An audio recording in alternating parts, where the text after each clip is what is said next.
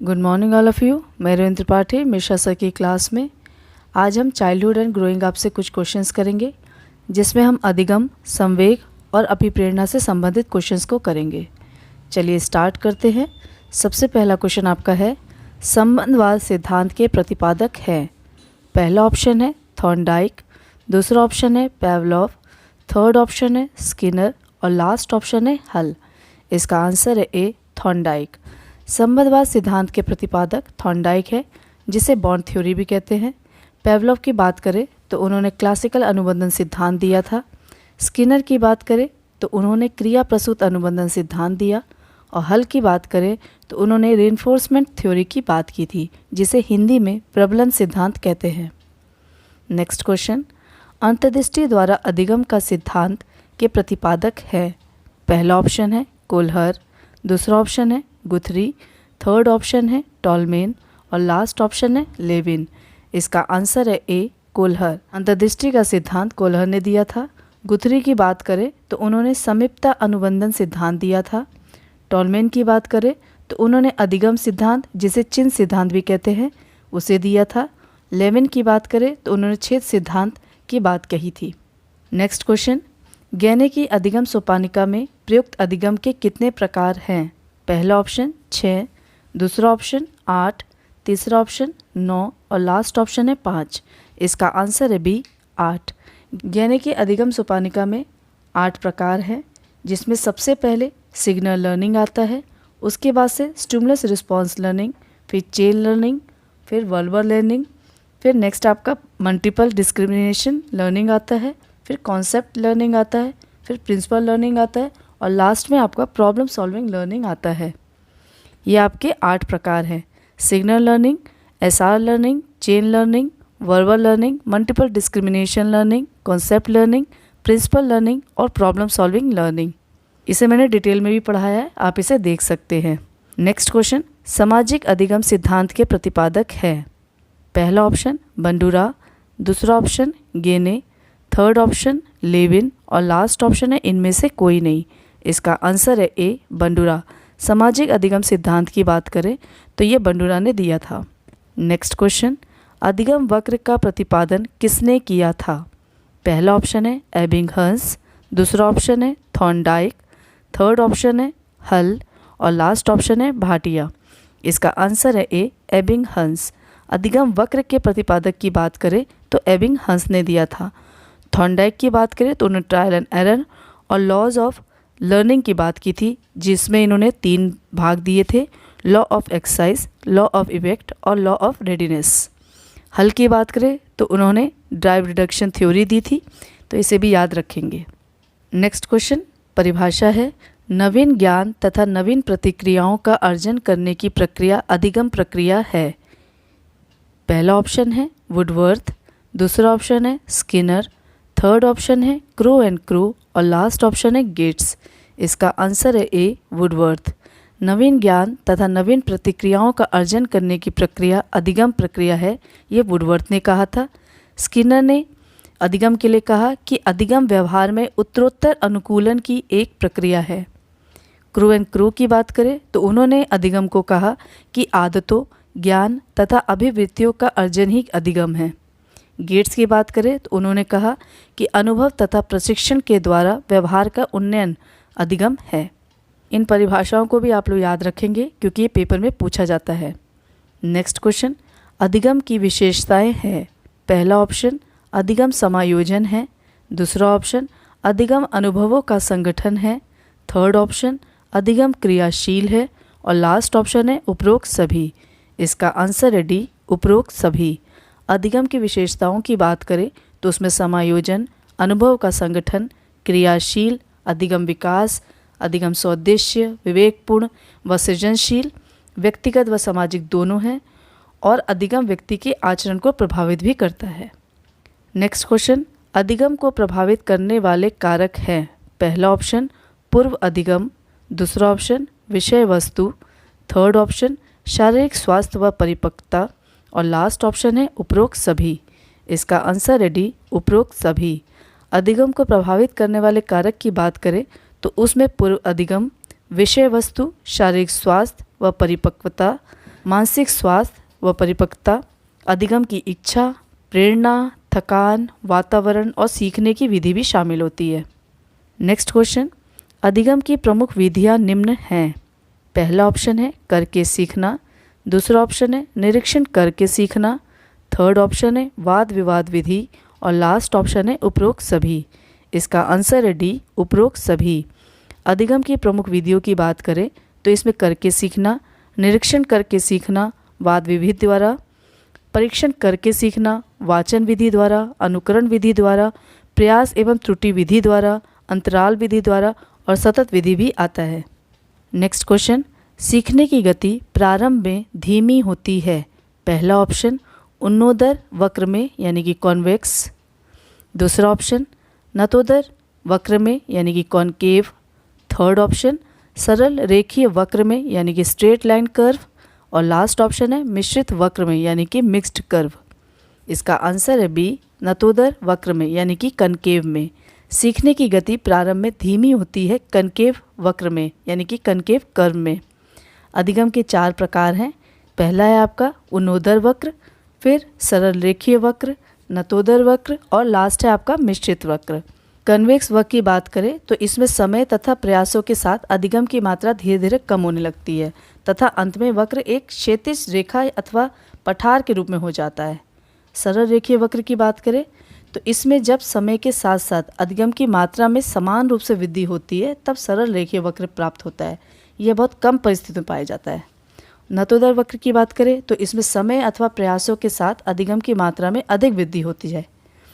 और मिश्रित वक्र की बात करें तो इस प्रकार के अधिगम वक्रों में अधिगम प्रयासों के प्रभाव तथा अंत के प्रति प्रयास अधिगम की मात्रा कम होती है, जबकि बीच के प्रयासों में प्रति प्रयास अधिगम की मात्रा अधिक होती है। नेक्स्ट क्वेश्चन कथन है, एक कार्य को सीखने का आगामी कार्य को सीखने अथवा करने पर पड़ने वाले प्रभाव को प्रशिक्षण अंतरण कहते हैं। पहला ऑप्शन है हिलगार्ड एवं एटकिंसन, दूसरा ऑप्शन है क्रो व क्रो, थर्ड ऑप्शन है अंडरवुड और लास्ट ऑप्शन है सोरेनसन। इसका आंसर है ए, हिलगार्ड एवं एटकिंसन। एक कार्य को सीखने का आगामी कार्य को सीखने अथवा करने पर पड़ने वाले प्रभाव को प्रशिक्षण अंतरण कहते हैं, जिसे हिलगार्ड और एटकिंसन ने दिया था। क्रू एंड क्रो की बात करें तो उन्होंने प्रशिक्षण अंतरण के लिए कहा कि सीखने के एक क्षेत्र में अर्जित सोचने, महसूस करने या कार्य करने की आदतों, ज्ञान तथा कौशलों का सीखने के किसी दूसरे क्षेत्र में प्रयोग करना ही प्राय प्रशिक्षण का अंतरण कहलाता है। अंडरवुड की बात करें तो उन्होंने वर्तमान क्रियाओं पर पूर्व अनुभवों के प्रभाव को प्रशिक्षण अंतरण कहा है। सोरेनसन की बात करें तो उन्होंने स्थानांतरण एक परिस्थिति में अर्जित ज्ञान तथा आदतों का दूसरी परिस्थिति में अंतरण होना है, जिसे उन्होंने प्रशिक्षण अंतरण कहा है। नेक्स्ट क्वेश्चन, सीखने के अंतरण के कितने प्रकार हैं? पहला ऑप्शन 2, दूसरा ऑप्शन 4, तीसरा ऑप्शन 5 और लास्ट ऑप्शन है 6। इसका आंसर है ए, 2। सीखने के अंतरण के 2 प्रकार हैं। पहला है धनात्मक अंतरण और दूसरा आपका ऋणात्मक अंतरण। इसे कई मनोवैज्ञानिक ने 3 अंतरण भी कहा है, जिसमें तीसरा आपका शून्य अंतरण कहलाता है। नेक्स्ट क्वेश्चन, अभिप्रेरणा किसी कार्य को प्रारंभ करने, जारी रखने अथवा नियंत्रित करने की प्रक्रिया है। किसने कहा है? पहला ऑप्शन है गुड, दूसरा ऑप्शन है एटकिंसन, थर्ड ऑप्शन है ड्रेवर और लास्ट ऑप्शन है मैकडोनाल्ड। इसका आंसर है ए, गुड। अभिप्रेरणा किसी कार्य को प्रारंभ करने, जारी रखने अथवा नियंत्रित करने की प्रक्रिया है, गुड ने कहा है। एटकिंसन की बात करें तो उन्होंने अभिप्रेरणा को कहा कि अभिप्रेरणा का संबंध किसी एक अथवा अधिक प्रभावों को उत्पन्न करने के लिए कार्य करने की प्रवृत्ति को उद्वेलित करने से होता है। ड्रेवर ने कहा है कि अभिप्रेरणा एक भावात्मक क्रियात्मक कारक है जो चेतन अथवा अचेतन ढंग से निर्धारित परिणाम अथवा लक्ष्य की ओर व्यक्ति के व्यवहार की दिशा को निर्धारित करने के लिए क्रियाशील होता है। मैकडोनाल्ड की बात करें तो उन्होंने अभिप्रेरणा के लिए कहा कि अभिप्रेरणा व्यक्ति के अंदर ऊर्जा परिवर्तन है जो भावात्मक जागृति तथा पूर्व अपेक्षित उद्देश्य अन्य क्रियाओं से निर्धारित होता है। नेक्स्ट क्वेश्चन है, अभिप्रेरणा के कितने संघटक हैं, यानी कि कंपोनेंट्स ऑफ मोटिवेशन कितने हैं? पहला ऑप्शन है 2, दूसरा ऑप्शन है 4, तीसरा ऑप्शन है 3 और लास्ट ऑप्शन है 5। इसका आंसर है बी 4। अभिप्रेरणा के संघटक की बात करें तो ये 4 हैं। आवश्यकताएं यानी कि नीड्स, अंतर्नोद यानी कि ड्राइव्स, प्रोत्साहन यानी कि इंसेंटिव्स, अभिप्रेरक यानी कि मोटिव्स। ये 4 संघटक हैं। नेक्स्ट क्वेश्चन, संवेग किस शब्द से बना है? पहला ऑप्शन है लेटिन, दूसरा ऑप्शन है ग्रीक, थर्ड ऑप्शन है यूनानी और लास्ट ऑप्शन है इनमें से कोई नहीं। इसका आंसर है ए लेटिन। संवेग लेटिन शब्द से बना है। संवेग को इंग्लिश में इमोशंस कहते हैं और इमोशन यानी कि लेटिन शब्द के इम्ब्योर से बना है, जिसका अर्थ होता है उत्तेजित करना यानी कि एक्साइट। नेक्स्ट क्वेश्चन, परिभाषा है, जब रागात्मक प्रकृति का वेग बढ़ जाता है तब संवेग की उत्पत्ति होती है। पहला ऑप्शन है रॉस, दूसरा ऑप्शन है वैलेंटाइन, थर्ड ऑप्शन है वुडवर्थ और लास्ट ऑप्शन है गिल्डार्ड। इसका आंसर है बी वैलेंटाइन। जब रागात्मक प्रकृति का वेग बढ़ जाता है तभी संवेग की उत्पत्ति होती है, वैलेंटाइन ने कहा है। रॉस की बात करें तो उन्होंने संवेग के लिए कहा कि संवेग चेतना की वह अवस्था है जिसमें रागात्मक तत्व की प्रधानता रहती है। वुडवर्थ की बात करें तो उन्होंने संवेग के लिए कहा कि संवेग किसी प्राणी की गतिमय और हलचलपूर्ण अवस्था है। व्यक्ति को स्वयं या अपनी भावनाओं को उत्तेजनापूर्ण स्थिति प्रतीत होती है। दूसरे व्यक्ति को यह उत्तेजित अथवा अशांत मांसपेशियों और ग्रंथियों की एक क्रिया के रूप में दिखाई देती है। गिल्डार्ड की बात करें तो उन्होंने संवेग को कहा कि संवेग क्रियाओं का उत्तेजक है। इन कोटेशंस को भी आप लोग याद रखेंगे, कई बार क्वेश्चन पूछा जाता है। नेक्स्ट क्वेश्चन, मैकडूगल ने 14 मूल प्रवृत्तियों के सापेक्ष में कुल कितने संवेगों का उल्लेख किया है? पहला ऑप्शन 16, दूसरा ऑप्शन 14, तीसरा ऑप्शन 12 और चौथा ऑप्शन है इनमें से कोई नहीं। इसका आंसर है बी 14। मैकडूगल ने 14 मूल प्रवृत्तियों के सापेक्ष में कुल 14 संवेगों का उल्लेख किया है। मूल प्रवृत्ति में सबसे पहला है पलायन, जिसका संवेग है भय यानी कि फियर। दूसरा आपका है युत्प्सा, जिसका संवेग है क्रोध। थर्ड है आपका निवृत्ति यानी कि रिपल्सन, जिसका संवेग है घृणा यानी कि डिस्गस्ट। फिर आपका आता है संतान कामना यानी कि पेरेंटल, जिसका संवेग है वात्सल्य। फिर आपका आता है शरणागति, जिसका संवेग है करुणा यानी कि डिस्ट्रेस। फिर आपका आता है काम प्रवृत्ति, जिसका संवेग है कामुकता यानी कि लस्ट। फिर आपका आता है जिज्ञासा यानी कि क्यूरियोसिटी, इसका संवेग आश्चर्य यानी कि वंडर होता है। फिर आपका आता है दैन्य यानी कि सबमिशन, उसका आपका संवेग है आत्महीनता यानी कि नेगेटिव सेल्फ फीलिंग।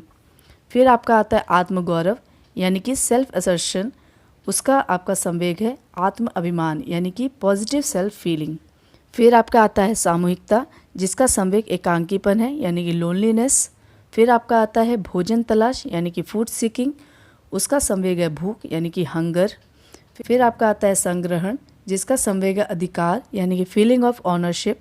फिर आपका आता है रचना धर्मिता, जिसका संवेग है कीर्तिभाव यानी कि क्रिएटिवनेस। और लास्ट आपका आता है हास यानी कि लाफ्टर, जिसका संवेग है आमोद यानी कि अम्यूजमेंट। तो ये 14 मूल प्रवृत्तियाँ और मूल संवेग हैं, इसे भी आप ध्यान में रखेंगे। कई बार क्वेश्चन पूछा जाता है कि युत्प्सा का संवेग क्या है? क्रोध है। कभी कभी क्वेश्चन पूछा जिज्ञासा का संवेग क्या है? आश्चर्य है। तो इनको याद रखना पड़ता है। नेक्स्ट क्वेश्चन है, थॉर्नडाइक के अधिगम के गौण नियम कितने हैं? पहला ऑप्शन है 4, दूसरा ऑप्शन है 5, तीसरा ऑप्शन है 6 और लास्ट इसका आंसर है बी 5। थॉर्नडाइक के अधिगम के गौण नियम की बात करें तो ये 5 है। पहला है आपका लॉ ऑफ एटीट्यूड, दूसरा है law of multiple response, third है आपका लॉ ऑफ पार्शियल एक्टिविटी, फिर फोर्थ है आपका लॉ ऑफ एनालॉजी और लास्ट है आपका लॉ ऑफ एसोसिएटिंग शिफ्टिंग।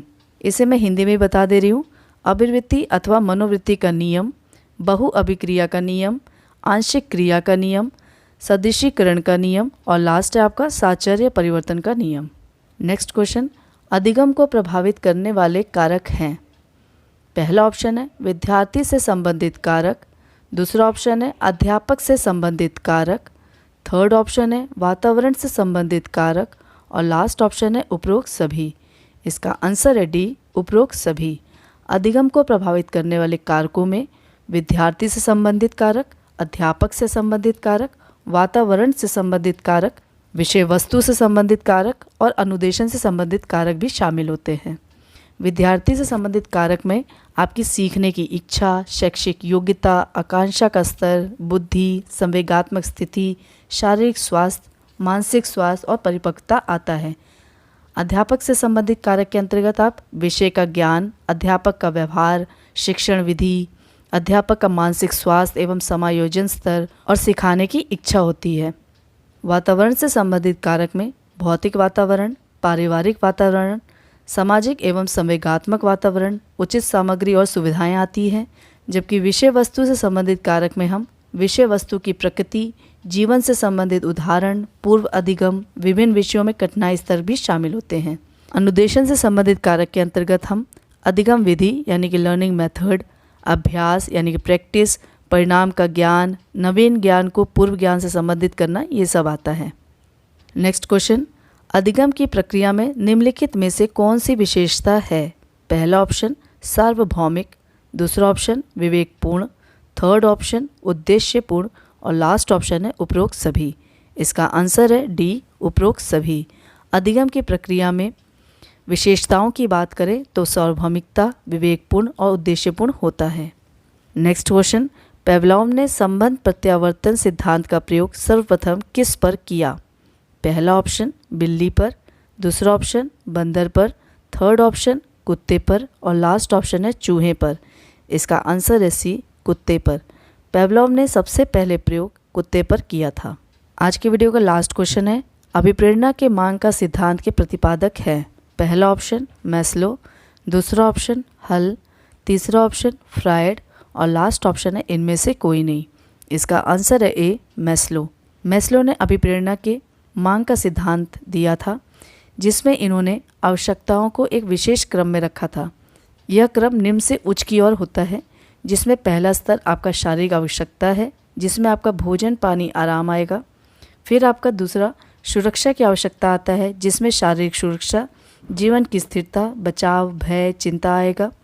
तीसरा स्तर इनका स्नेह की आवश्यकता है, जिसमें व्यक्ति के परिवार और समाज की प्रतिष्ठा व सम्मान की बात होती है। फिर आपका सम्मान की आवश्यकता है, जिसमें समाज के प्रति सम्मान की बात होगी।